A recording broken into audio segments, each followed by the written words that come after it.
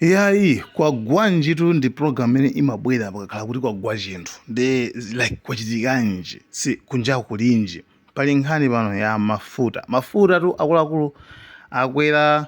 So apa program ya kwagwanji inayitanitsa ndithu my Jane Matanga amene ali Minister of Natural Resources komanso Mining, Energy, komanso Namalomba amene ali mneneri wa boma. So amene wawa ndithu akuyenera tu awafunsa mafunso kuti alongosole kuti chikuchitika nchani ndi apereka zifukwa kumapeto kwake video anthu akuoneka zoti amvana chimodzi agwirizana chimodzi.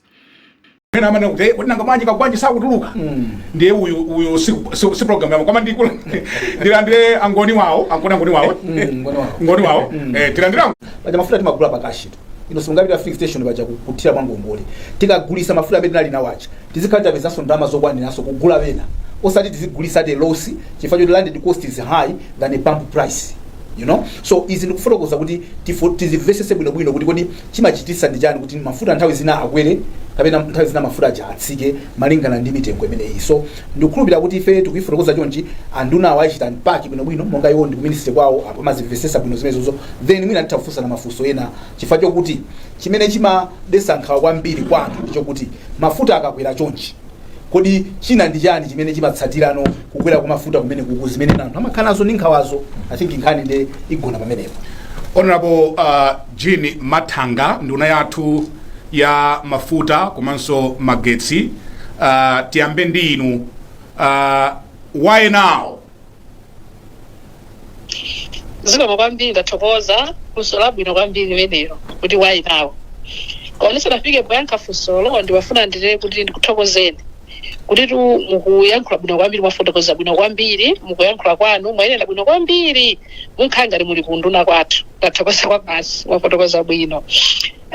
Ine ndine kuti why now ndi nkhani yonena kuti nkhani imene tikuchitika mbuyo timangoyikhazika timangovindikira chifukwa mundafotokoza bwino kunena kuti ngati dziko tinapanga adopt APM automatic pricing mechanism kunena kuti ngati pali any shifts 5% plus minus tukanaso na feso kumapanga reflect the same ma prices athu komano for 3 years tinangokhala usapanga ndichifanya chimene chocho tikudziwa kale kuti tinapanga zimenezo chifukwa tikhale ndi thumba fandi imene isira joti kale thumba limenelo tikamakhala kuti tikusunga bwinobwino ndongokhala ina ndi zifukwa zake.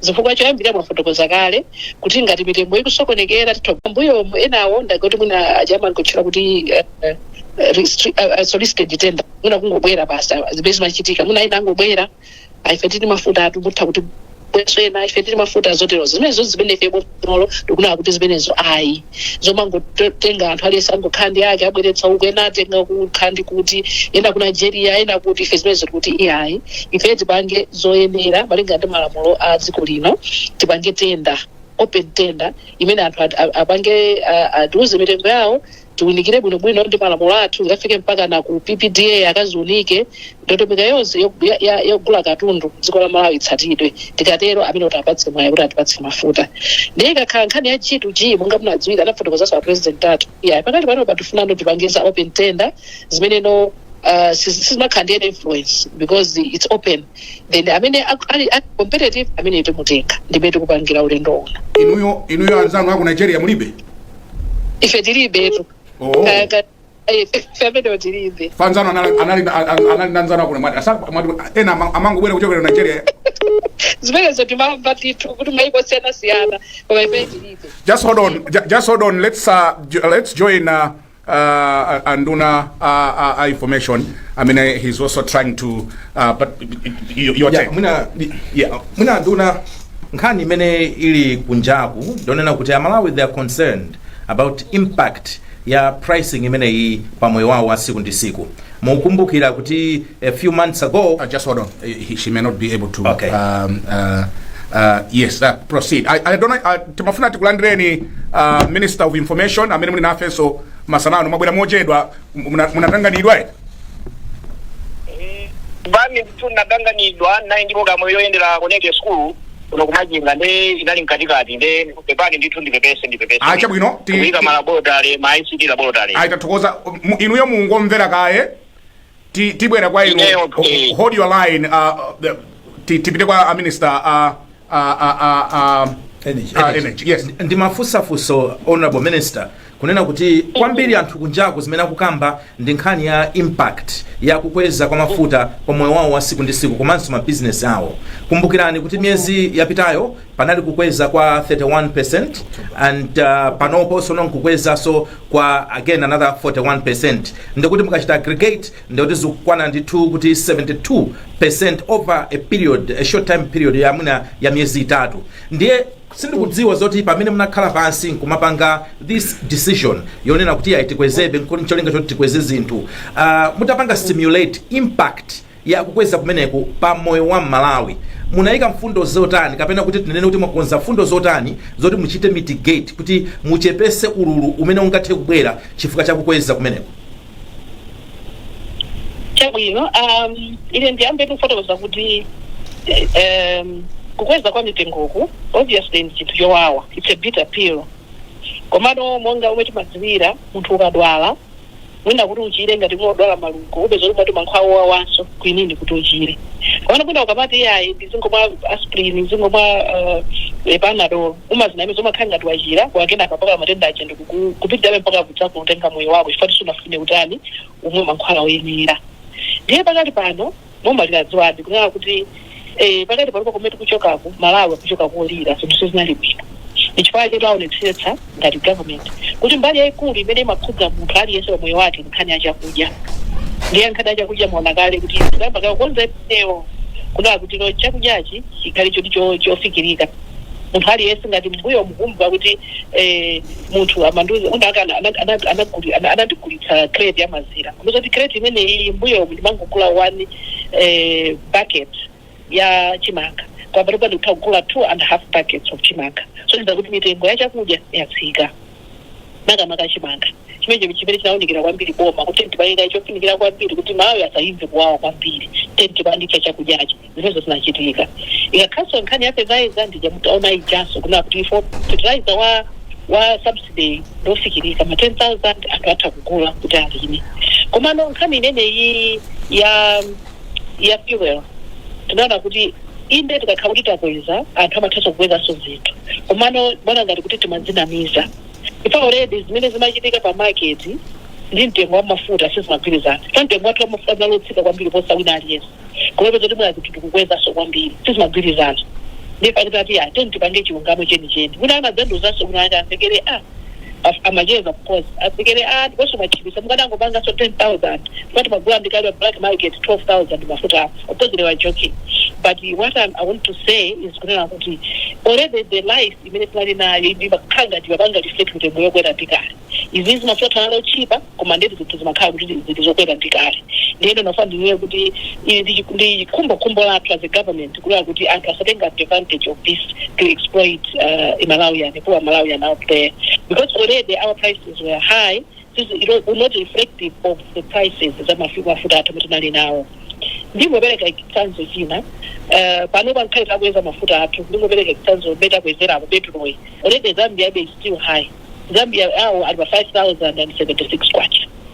Mozambique ili pa 9,850 kwacha okweranso ndiye khaipe takweza sutafika so kumene kokweyayi. Ndiye komano ndimana ngati kuti pakati panopa mwina tione kuti kanthawi kochepa kokhaza timve kuwawa njolinga jonera kuti no zinazo zilongosoke titobakhala mafuta okwanje tobanga import mafuta chifukwa ngati mafuta tibe okwanira kuti tukamira banga import mafuta akungotibera. Ndiye kena kankumakhala kuti ndi makiu mountain ma filling station muja ndi ma business so after antisakhala ndi nthawi yokagwira ntchito kapanga ma business kwa mafuta palibe. Ndiye kumati zinthu zilongosoke tentiolere khali mafuta okwanira kuti ma business athu ayende bwino moyonso wambe kukhala kwabwino ngati kale. Ndiye mwakwambiri Chabwino timamva kuti nthawi zina amene amatipatsa mafuta awa amatipatsa mwa ngongole ndipo nthawi zina amanyanyala. Tili ndi ngongole zingati ndi amene akutipatsa mafuta?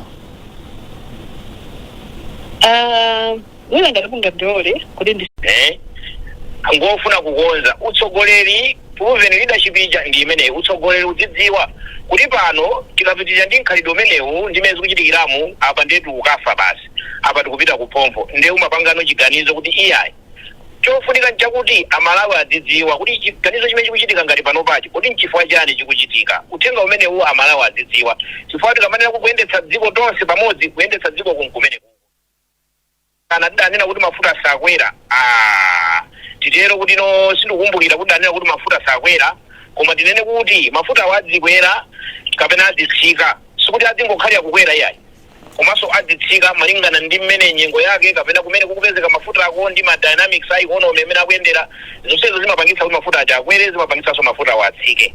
Kungogwirizana nawo anthu nawo amene ayankhulira nkhani ndi yakuti mafuta atu sife amalawi amene tikupindulira subsidy sitimapindula ndife mafuta awa kuchipaku amapindula ndi anthu ena amaiko ena akunja kaya ku Mozambique kaya ku Zambia ena matraki tikumva kuti matraki akulu mukamaona akamabwera mlaimu amakhala kuti ndi zimatanki zikulu ena mpaka na 5,000 liters kunyamula mafuta olenda kupita South Africa.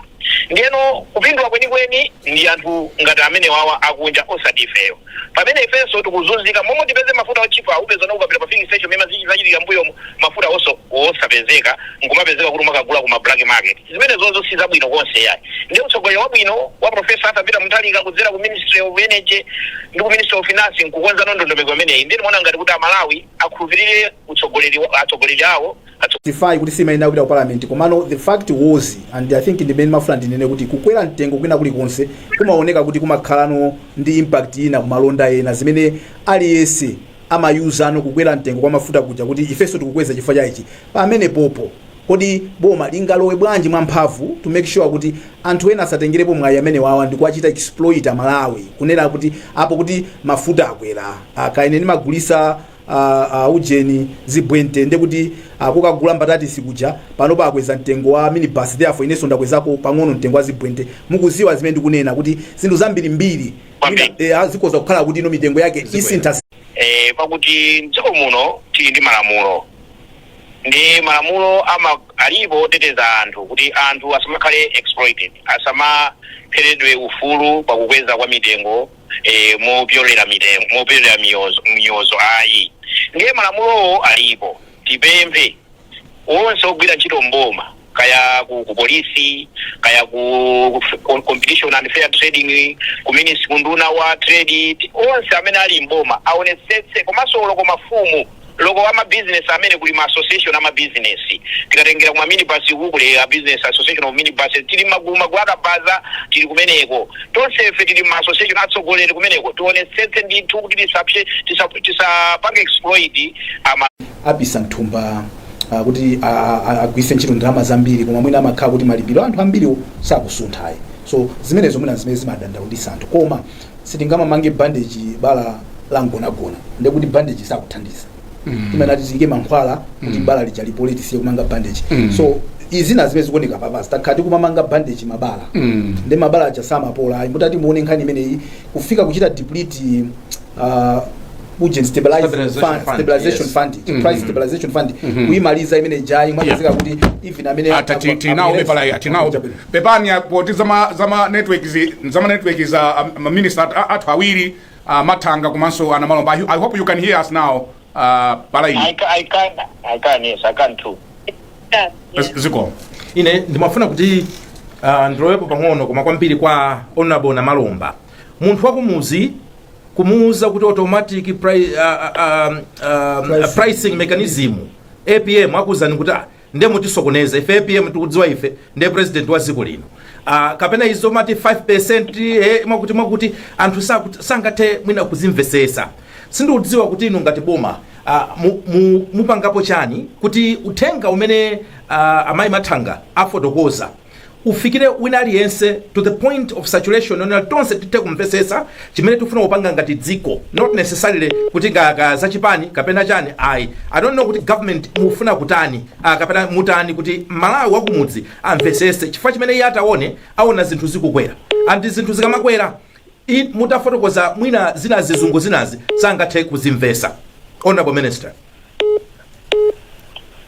Nditokoze chafuso limenelo nzoonadi kuti mwina tikamati APM angokhalira kuti APM amene amadziwa anthu nda Professor Arthur Peter Mutharika nzoonadi koma mwina tingonena kuti ndondomeko imene imayendetsa mitengo ya mafuta, mitengo ya magetsi ndi zina zotero ndi madzinso. Chifukwa iyo automatic pricing mechanism sikuti yangokhala kugonera mbali yokha ya mafuta ayi, yagoneranso mbali zingapo magetsi ndi madzi ndi zina zoterozo. Ndiyeno kayendetsedwe ka ndondomeko imeneyi amanena kuti kumene koko malamulo adziona kuti kodi dziko lino zinthu zikuyenda bwanji, kumene kukutengedwa katundu kodi katundu tikugula bwanji, kodi kunoko kumudzi kuno ndi mapezedwe a ndalama ifeyo kodi zino zikutiyendera bwanji. Zonse zija akaziona kunena kuti kumano tipange mtengo uwo. Ndiye ndondomeko ya mitengo. Ndiye pamene tikunena kuti mbuyomu mtengo umene wa mafuta unapangitsa kuti mafuta mayi munasamapezeke, mafuta ochepa amataka bwera mapita kumayiko ena ngati Mozambique ndi Zambia, Malawi kumazunzika. Ndiyeno pano chiganizo cha boma nchakuti tikonzenso ndondomeko ya kayendetsedwe ka mafuta amenewa pa mitengo. Ndiye apapa ndi ndondomeko imene wayambidwa kukonzedwa. Cholinga chake nchiyani? Mafuta adzipezeka, anthu asamavutike. Cholinga chake ndi chimenecho.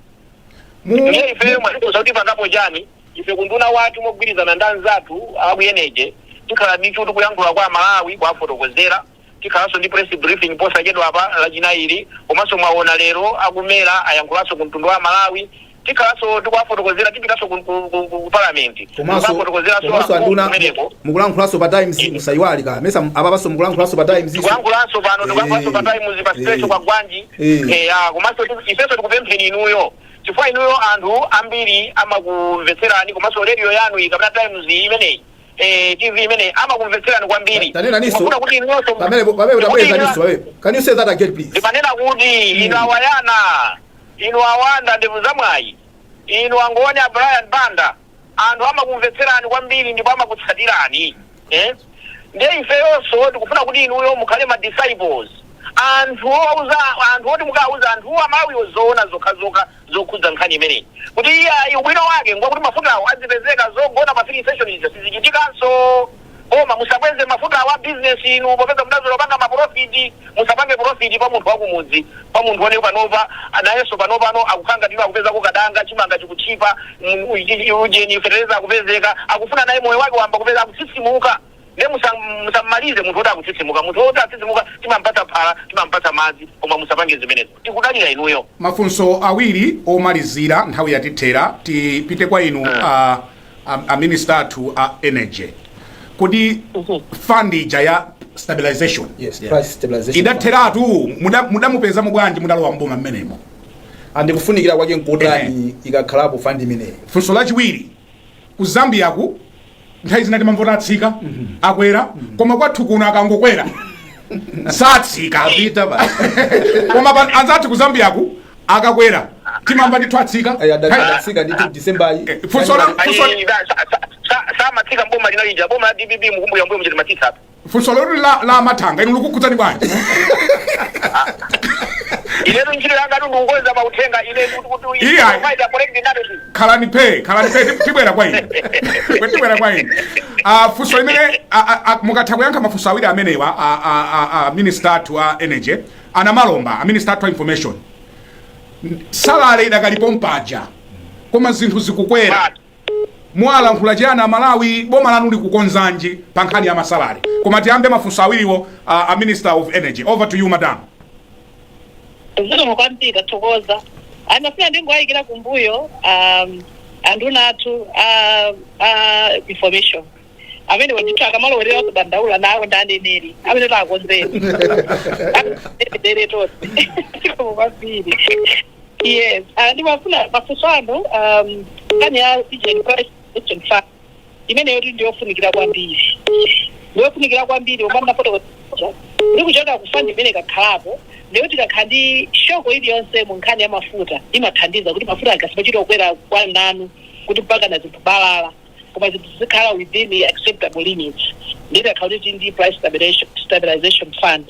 Komanso over and above that ndimene mwamveramu kuna kuti ngati sitikhala ndi fund ngati imene yoyo ndiye kuti zinthu zimalongosoka petu pafika ipetu tinapeza mulibe kali kosokuti auma sinapeza tukanthu simunapezamo kanthu kupeza kanso ngakhale mafuta kumaziwa kuti tili ndi nkhokwe za mafuta zimene nazo kuzunzu kulilongwe komanso kubladaya nkhokwe zimenezo zimene kumasunga 60 million liters of fuel. Komano mezi mafika ife ngebe kana kali kusolonto. Mafuta anata July 2024. Ndimene anapita kuti mkhongo zokuzija mafuta kumilatu. Ndifa ichimenecho icho ndio kuti beso ndama ili yonse kuti mafuta akulidwe akapale nkhokwe mucha. Ndime timafika mukafika kufuzanda kuti kufandiko ndama kunalibe. Ndiye mafuta all that led to depletion of the reserves. Ndiye kuti mkhokwe zonse mwabeso mafuta. Ndiye mpaka na leo tukumapanga live hand to mouth. Mafuta janga mabwera straight kumapamba. Panopata sungako pang'ono mina majeni cover ya masiku ochepa. Kumano nkhadi wena ukhadi mafuta zikhawa zazo vene muja all the time, and the boma libatuli labanga program ili tuonjezere from 60 million liters to 120. Wange double that. Kubanga tu kazabu zawo kukashoko kena ngasachitika nthawi jayo kuti ku Tanzania kwapezeka kuti nthawi after my elections waji kwani kakisokomizo chonchicha. Ifeti sabakhale kuti defense kupanga pali ukani draw from our reserves. Kabera pake mina ngati pakati pa ma bridge na napita ndi madzi kupeza kuti matanka athu ena akuoneka kuti awoloke. That was a shock. Kena sikana kanso nthawi Christmas iyi anapezeka kuti kubeira that's 2 days kubeira port. That also affected us. Ndiyo mashoko ngaramene wa machitika kuza za nyengo kaya za ndale ngati mafuta kwanira subakhala poto. Ndiyo mwe andapitiza kuyankha ngoba nkhandi yakuti sinapezeko kanthu. That's why tinapeza tinakhala kunali kashoko pang'ono changofika kwa panopa of manage to stabilize the ship. That's why tumakandi mafuta. Acha bwino. Ndiyo mafuta kwa nkhani ina ya kodi mafuta amene akweramu basadzingokwera sabituka pale pakatsika nkhandi yakuti nkhani imene ya APM automatic pricing mechanism so kuti ndiyo yokubisa mafuta kukwera hayi komanso athakutsika kupanga ndimene zinthu zilili ngati ino economy yapanga stabilize mitengonso yatsikira yapanga stabilize yatsikirako zinthu zili bwinobwino zopanga balance ngati pakoti ngati apa pali bwino kuti mafuta ajakutsika ndiye ndikhulupirira kuti ndipo malato la DPP zezo zichitika panopa as a government we are working towards kulongosolanso economy yathu ikalongosoka bwinobwino zonse zili bwinobwino everything being equal. Obviously, let's review the pricing of fuel to but taking into consideration, however, the current in tandem, what is ruling the neighbors at who. But the much for our day to day to get no business over the does the Grazia grip Savenago? They figure to get that to could give a foot under a bay. Kumana kabisa yo atika kila sokona so what is ruling in region match to carry within what is ruling in neighboring countries match. Iso mkombiri anduna information.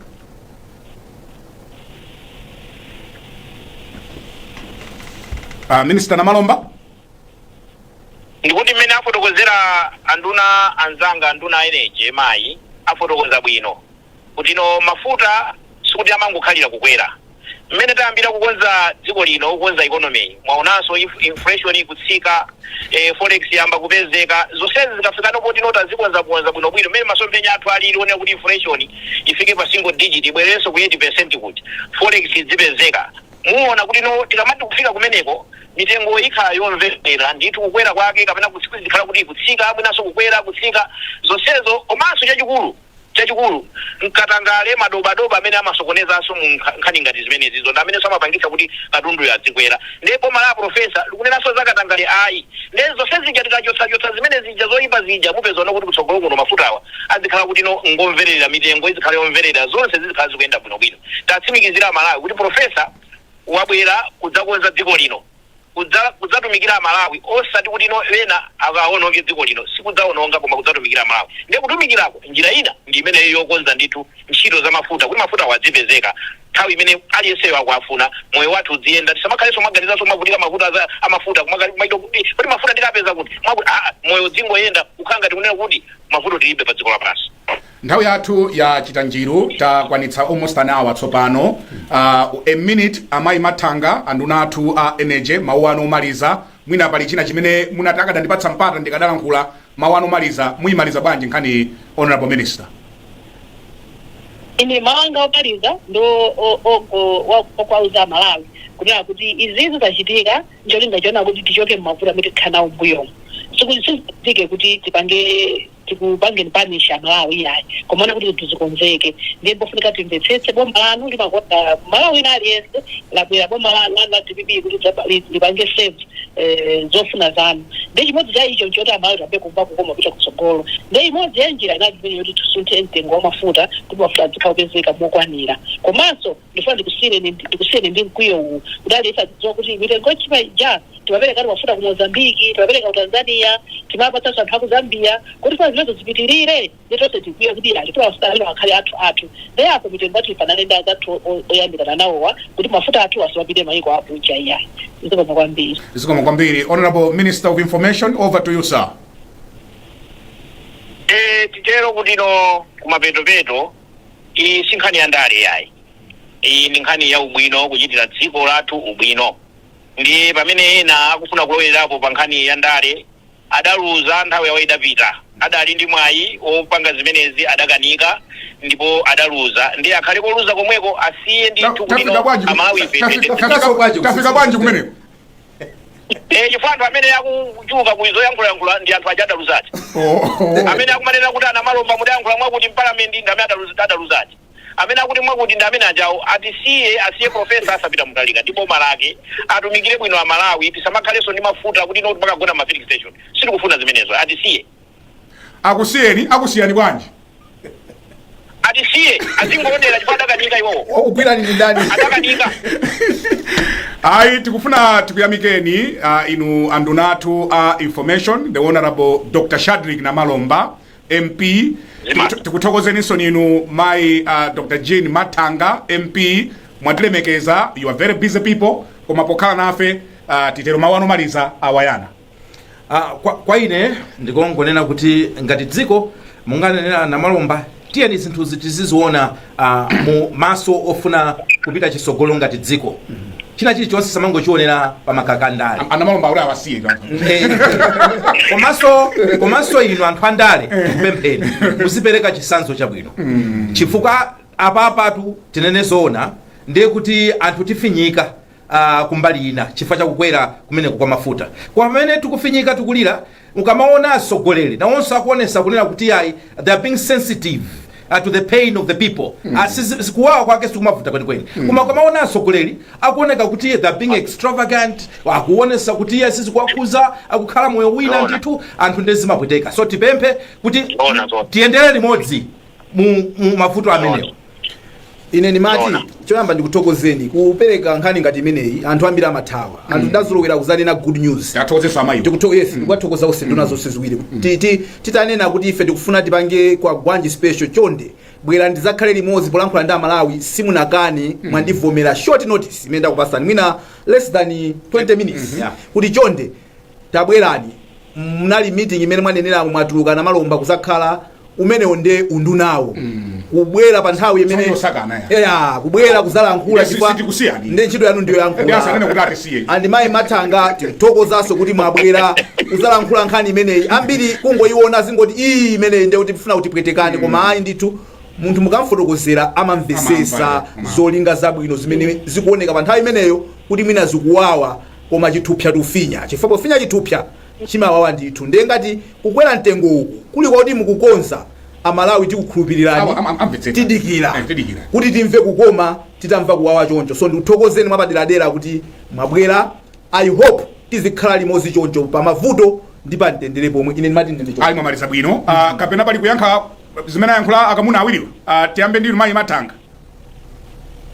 ine ndikufuna ndine kuti zona di ndithokoze kuti mwankhabula kuti pamavuto ndi pantende tikhali limodzi ine ndithokoze inuyo ndithokoze nyumba yolutsira mawu ya Times kuti you are there in times ya ufulu komanso nkhani ya mavuto insimathawa you are a friend of all time ndathokoza kwambiri chifukwa chotumikira mtundu wa Malawi mwenjera imeneyoyo zikomo. Honorable Namalomba.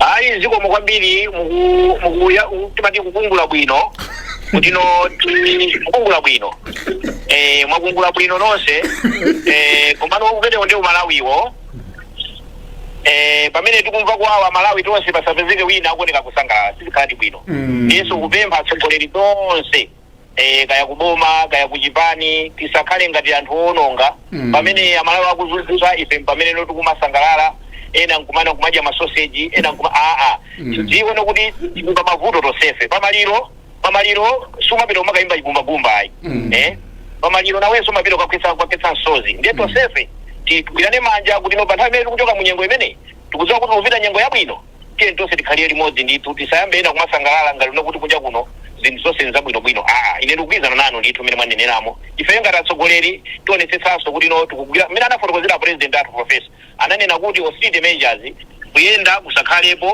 anthu asamangoyendayenda osamangogwira ndege osamangopanga mamiting osaoneka bwino osapanga jani zonsezo zithandizira kuti mafuta awa adzipezeka ndipo akapezeke kwa Malawi mafuta awa asamate titero ndithu tithokoze chifukwa cha uphungu wanu mmene mwatipatsa pamene panso ndiye pamapeto a program yathu yapadera masana wano ya kwa Gwanji special tidali ndi Honorable Minister of Energy Honorable Jean Matanga komanso Dr. Jean Matanga tidalinso ndi Honorable Dr. Shadrack Namalomba our Minister Information uko kudzanja langa lamanja wavala suti ya black iwo amenewo ndi angoni wawo Dr. Ngoni wawo Kama Dr. chabwino sone Dr. Njaiwe Yakumana ma Dr. Njaiwe kufikira nthawi ina tingoti makomanonse and goodbye.